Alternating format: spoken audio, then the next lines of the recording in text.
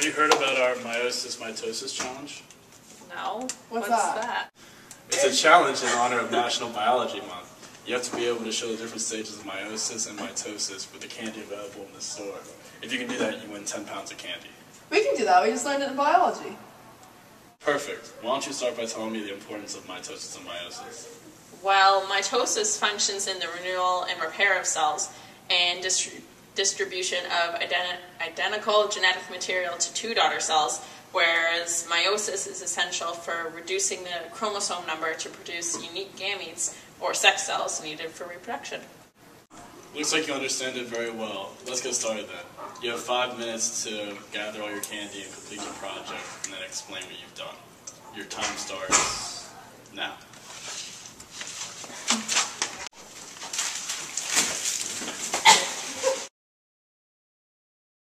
Wow, that looks really good. Can you explain it all to me now? Before we explain mitosis and meiosis, let's start with the cell cycle. The cell cycle starts with interphase, which takes up about 90% of the time. Interphase consists of G1, where the decision to replicate is made, then S, where replication of DNA occurs, then G2 completes the preparation for division. The cell then moves into the M phase, or mitosis, which is the division of the nucleus.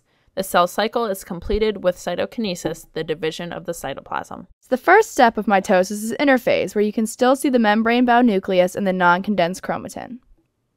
The second step is prophase, where the chromatin starts to condense, the sister chromatids are joined by centromeres, and the spindle begins to form.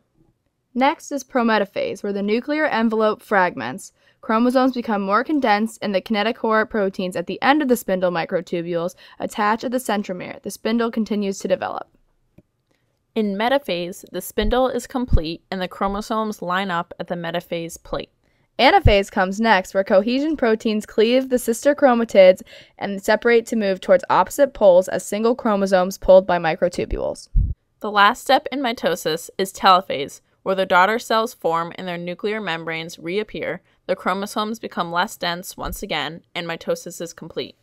Cytokinesis is the last step of the cell cycle, with the division of the cytoplasm by cleavage in an animal cell or cell plate formation in a plant cell. Mitosis results in two genetically identical diploid daughter cells from one parent cell. Great. What about meiosis?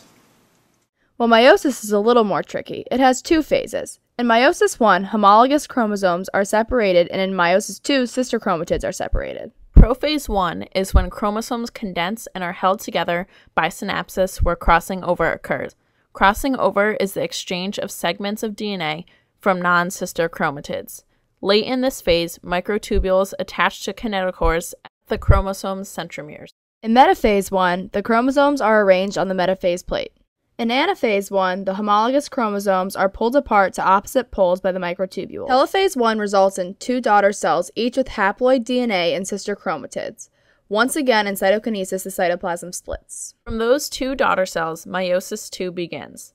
The steps of prophase 2, metaphase 2, and anaphase 2 all resemble the steps of prophase, metaphase, and anaphase of mitosis.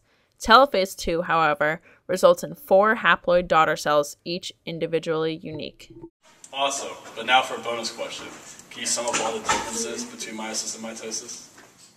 For both, the DNA replication occurs in the S phase of interphase, and they both are dividing the cell nucleus and cytoplasm. In mitosis, there is only one cell division, whereas meiosis has 2. Meiosis is unique in that in prophase 1, synapsis and crossing over of chromosomes occurs, which leads to their genetic variation.